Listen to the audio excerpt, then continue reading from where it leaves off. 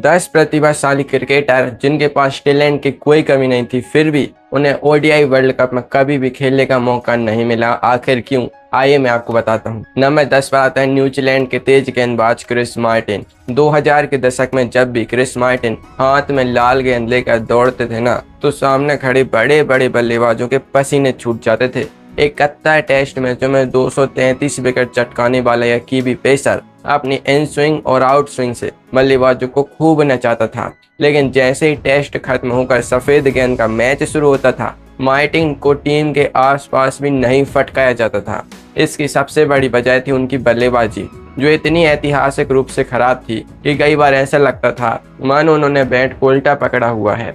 71 test में उनके नाम 233 विकेट थे, लेकिन रन सिर्फ 123 बने थे और वे 36 बार शून्य पर आउट हुए थे। सीमित ओवरों की क्रिकेट में 11वें नंबर का बल्लेबाज भी कम से कम बल्ला घुमाना जानता है, मगर मार्टिन के क्रीज पर आते ही बाकी बल्लेबाज मान लेते थे कि पारी समाप्त हो चुकी है। फील्डिंग में भी वे बाउंड्री लाइन पर गेंद का पीछा करने में काफी सुस्त साबित होते थे। वनडे क्रिकेट में रन रोकने की कला और डेथ ओवर्स की ओर का उनके पास नहीं थी। कीवी चयनकर्ताओं ने समझदारी दिखाई और हाथ जोड़कर कह दिया कि भाई, आप सिर्फ टेस्ट खेलो, वनडे कप में आपसे ना हो पाएगा। नंबर 9 पर आते हैं इंग्लैंड के मशहूर स्विंग गेंदबाज मैथ्यू होगार्ड। 2000 के दशक में मध्य में जब इंग्लैंड ने 2005 की ऐतिहासिक एशेज सीरीज जीती थी, तो होगार्ड उस टीम की सबसे मजबूत रीढ़ की हड्डी थे। 67 टेस्ट मैचों में 248 विकेट चटकाने वाले होगार्ड बादलों से घिरे मौसम में गेंद को केले की तरह दोनों तरफ घुमाने का हुनर रखते थे। नई ड्यूक गेंद से रिकी पॉन्टिंग और मैथ्यू हेडन जैसे दिग्गजों को भी दिन में तारे दिखा देते थे। लेकिन जैसे ही बात सफेद कूकाबुरा गेंद और 50 ओवर के मैच की आती थी, होगार्ड की स्विंग मानो हवा में गायब हो जाती थी। वनडे क्रिकेट की सबसे बड़ी मांग होती है तेज रफ्तार, सिल्वर बॉल, सटीक यॉर्कर और डेथ ओवर्स में कसी हुई गेंदबाजी। होगार्ड के पास T20 और वनडे वाले मॉडर्न हथियार बिल्कुल नहीं थे। वे विशुद्ध रूप से पारंपरिक टेस्ट गेंदबाज थे, जो बल्लेबाजों को स्लिप में कैच आउट कराने के लिए जाने जाते थे। जब वनडे में बल्लेबाजों ने उन पर आगे बढ़कर हवाई शॉट खेलना शुरू किया, तो वे काफ़ी महंगे साबित होने लगे। इंग्लैंड के सिलेक्टर्स ने दूध में से मक्खी की तरह उन्हें 2003 और 2007 के वर्ल्ड कप रन से अलग कर दिया। नंबर 8 पर आते हैं भारतीय क्रिकेट के द मोंक यानी मुरली विजय। 2010 के दौर में जब भारतीय टीम ऑस्ट्रेलिया, इंग्लैंड और साउथ अफ्रीका के दौरे पर जाती थी, तो नई चमकती लाल गेंद के सामने छाती तानकर खड़े होने वाले पहले बल्लेबाज मुरली विजय ही होते थे। 71 टेस्ट मैचों में करीब 4000 रन और 12 शतकों के साथ वे भारत के सबसे भरोसेमंद टेस्ट ओपनर बने। ऑफ स्टंप के बाहर जाती गेंदों को छोड़ने की जो कला उनके पास थी, वह आज भी बहुत कम बल्लेबाजों में दिखती है। लेकिन यही खूबी उनके वनडे करियर के लिए गले की फांस बन गई। टेस्ट में घंटों तक क्रीज पर खूंटा गाड़ कर खड़े रहने वाले विजय वनडे क्रिकेट में रन गति को अचानक तेज गियर में नहीं बदल पाते थे। ऊपर से उस दौर में टीम इंडिया के पास रोहित शर्मा और शिखर धवन की ऐसी धाकड़ सलामी जोड़ी जम चुकी थी कि किसी तीसरे ओपनर के लिए जगह बनना नामुमकिन था। विजय ने भारत के लिए केवल 17 वनडे मैच खेले, जिनमें उनका औसत महज 21 का रहा। जब तक 2015 या 2019 का वर्ल्ड कप आया, तब तक सिलेक्टर्स के दिमाग से मुरली विजय का नाम सफेद गेंद क्रिकेट से पूरी तरह मिट चुका था। नंबर 7 पर आते हैं दक्षिण अफ्रीका के सबसे बदकिस्मत लेजेंड क्लाइव राइस। 1970 और 1980 के दशक में दुनिया भर की काउंटी और घरेलू क्रिकेट में क्लाइव राइस का खौफ ऐसा था कि उनकी तुलना इमरान खान, कपिल देव और इयान बोथम से होती थी। राइस तेज तर्रार गेंदबाजी के साथ साथ निचले क्रम में आकर किसी भी गेंदबाजी आक्रमण की धज्जियां उड़ाने वाले खतरनाक ऑलराउंडर थे। फर्स्ट क्लास क्रिकेट में उनके नाम 26,000 से भी ज्यादा रन और 900 से भी ज्यादा विकेट दर्ज हैं, जो किसी भी क्रिकेटर का सपना हो सकता है। लेकिन उनकी सबसे बड़ी बदकिस्मत यह थी कि उस समय दक्षिण अफ्रीका पर रंग भेद की वजह से अंतर्राष्ट्रीय क्रिकेट का कड़ा बैन लगा हुआ था। जब 1991 में दक्षिण अफ्रीका पर से बैन हटा, तो राइस ने भारत के खिलाफ ऐतिहासिक वनडे में दक्षिण अफ्रीका की कप्तानी की। मगर जब 1992 के वर्ल्ड कप की टीम चुनी गई, तो चयनकर्ताओं ने उम्र का हवाला देते हुए 42 साल के इस महान खिलाड़ी को टीम से बाहर का रास्ता दिखा दिया। राइस के करियर का यह सबसे बड़ा दर्द रहा कि जिस वर्ल्ड कप में उन्हें देश का नेतृत्व करना था उसे भी टीवी पर बैठकर ही देखते रह गए। नंबर 6 पर आते हैं ऑस्ट्रेलिया के जादुई leg spinner Stuart McGill. Cricket के इतिहास में अगर गलत दौर में पैदा होने का कोई सबसे बड़ा शिकार हुआ तो वे मैकगिल ही थे। मैकगिल की लेग स्पिन में इतना तीखा टर्न, उछाल और ड्रिफ्ट था कि वे दुनिया के किसी भी देश की राष्ट्रीय टीम के प्रमुख स्पिनर बन सकते थे। लेकिन 44 टेस्ट मैचों में उन्होंने 208 विकेट झटक कर अपना लोहा मनवाया था और उनका स्ट्राइक रेट कई मामलों में शेन वॉर्न से भी बेहतर था। लेकिन उनकी राय का सबसे बड़ा रूड़ा बने खुद शेन वॉर्न। जब आपकी टीम में इतिहास का सबसे महान लेग स्पिनर पहले से ही खेल रहा हो तो दूसरे लेग स्पिनर को प्लेइंग 11 में जगह मिलना ऊंट के मुंह में जीरा जैसा था। टेस्ट में तो फिर भी ऑस्ट्रेलिया कभी कभार दोनों को एक साथ खिला लेती थी, लेकिन 50 ओवर के वर्ल्ड कप में 2 लेग स्पिनर खिलाने का जोखिम ऑस्ट्रेलियाई टीम कभी नहीं ले सकती थी। वॉर्न के बाद ब्रैड हॉग जैसे चाइनामैन गेंदबाज को चुना गया जो अच्छी फील्डिंग और बल्लेबाजी भी कर लेते थे।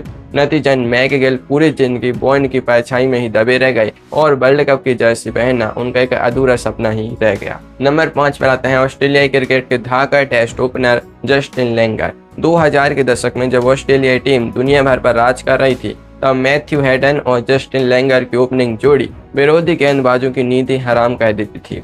105 टेस्ट मैचों में 7696 रन और 23 शतक बनाने वाले लेंगर कंगारू टीम की सबसे जिद्दी चट्टान थे। जो भी गेंदबाज उनके हेलमेट पर बाउंसर मारता था ना, लेंगर अगली गेंद पर सीना तान कर खड़े हो जाते थे। लेकिन टेस्ट क्रिकेट के इस महान योद्धा को पूरे करियर में सिर्फ और सिर्फ 8 वनडे मैच खेलने का मौका मिला। आखिर क्यों? क्योंकि उस दौर की ऑस्ट्रेलियाई वनडे टीम में एडम गिलक्रिस्ट, मैथ्यू हेडन और मार्क वो जैसे विस्फोटक ओपनर पहले से ही मौजूद थे जो पहली ही गेंद से गेंदबाजों की धुनाई शुरू कर देते थे।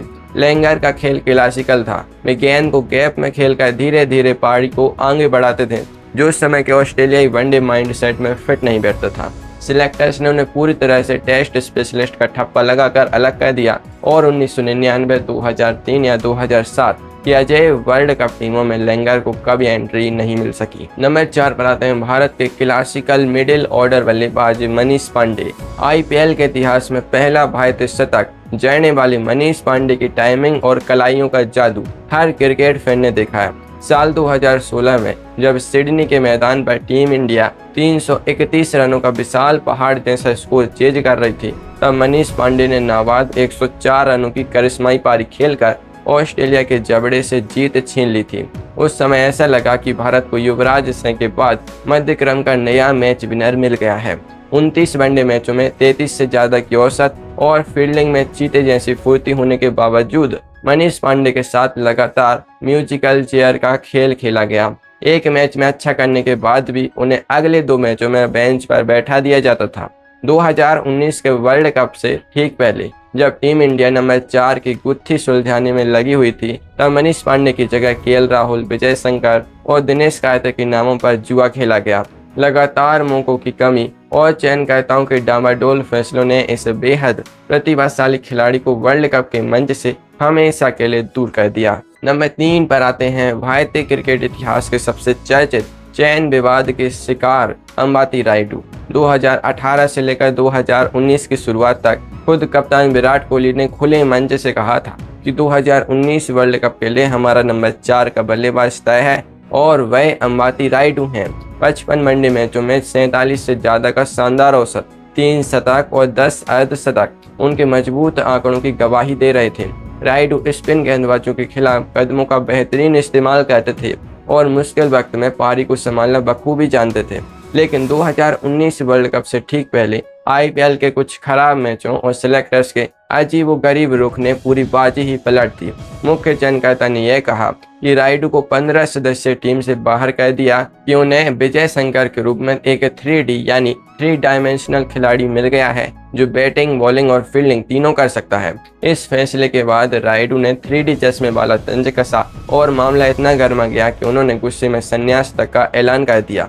रायडू के साथ जो हुआ उसे आज भी क्रिकेट फैंस किसी नाइंसाफी से कम नहीं मानते। नंबर 2 पर आते हैं इंग्लैंड के सर्वकालिक महान बल्लेबाजों में से एक सर एलिस्टेयर कुक। 161 टेस्ट मैचों में 12,472 रन और 33 शतक लगाने वाले कुक इंग्लैंड के सबसे बड़े रन मशीन रहे हैं। उन्होंने अपनी कप्तानी में भारत और ऑस्ट्रेलिया की धरती पर टेस्ट सीरीज जीतकर इतिहास रचा था। इतना ही नहीं, सफेद गेंद क्रिकेट में भी कुक कोई नौसिखिया नहीं थे। उन्होंने 92 वनडे मैचों में 5 शतकों के साथ 3200 से भी ज्यादा रन बनाए थे और वे इंग्लैंड की वनडे टीम के नियमित कप्तान भी थे।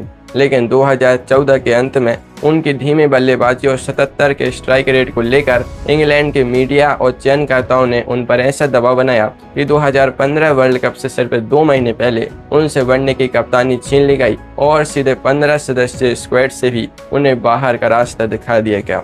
जले पर नमक यह रहा कि इंग्लैंड 2015 की वर्ल्ड कप में पहले ही राउंड में बांग्लादेश से हार कर बाहर हो गया।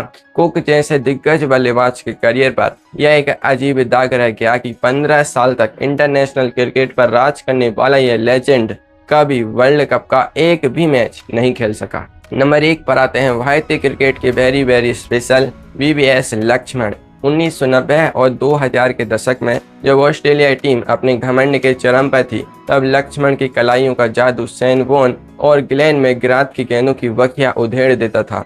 ईडन गार्डन्स में उनकी 281 रनों की ऐतिहासिक पारी तो हर किसी को याद है, लेकिन बहुत कम लोग जानते हैं कि लक्ष्मण का वनडे रिकॉर्ड भी ऑस्ट्रेलिया के खिलाफ कमाल का था, जहां उन्होंने कंगारुओं के खिलाफ 4 वनडे शतक जड़े थे। लक्ष्मण ने भारत के लिए 86 वनडे मैच खेले और 2003 के वर्ल्ड कप में उनका चुना जाना 100% पक्का माना जा रहा था। लक्ष्मण ने तो वर्ल्ड कप के लिए अपने बैग तक पैक कर लिए थे, लेकिन आखिरी वक्त पर टीम मैनेजमेंट और सौरभ गांगुली ने गेंदबाजी का थोड़ा सा विकल्प देने वाले ऑलराउंडर दिनेश मोंगिया को टीम में शामिल करने का फैसला लिया और लक्ष्मण को रातों रात टीम से बाहर कर दिया गया। यह फैसला लक्ष्मण के दिल पर ऐसा तीर बनकर लगा कि वे अंदर से पूरी तरह टूट गए थे। भारत 2003 के फाइनल में पहुंचा, लेकिन लक्ष्मण पूरे टूर्नामेंट में घर बैठकर टीवी देखते रहे। इसके बाद लक्ष्मण को हमेशा के लिए टेस्ट खिलाड़ी मान लिया गया और भारत का यह महान दिग्गज कभी किसी वर्ल्ड कप में अपनी मौजूदगी दर्ज नहीं करा सका। ऐसे और वीडियोस देखने के लिए इस चैनल को सब्सक्राइब करें और वीडियो को लाइक करें। धन्यवाद।